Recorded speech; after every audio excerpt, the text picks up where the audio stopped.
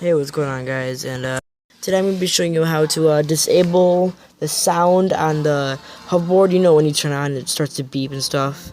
Well, here this thing is. It's right here. It's very small, but it's very loud. So I'll show you where it's located on the motherboard. Okay, so right now this is the side that has the power and the plug-in. So here's all the wires and stuff I had to disable and take it out. But right here. Right here is between this plastic right here and between this little battery kind of thing. I don't know really what that is, but it was like right here. This little circle right here. It was like sitting right here. It was sitting right here.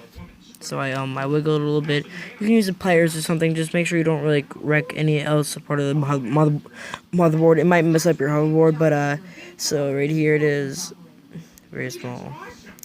So there's a quick tutorial on how to do it. Hope you guys enjoyed. Don't forget to like, subscribe, and comment, and peace out.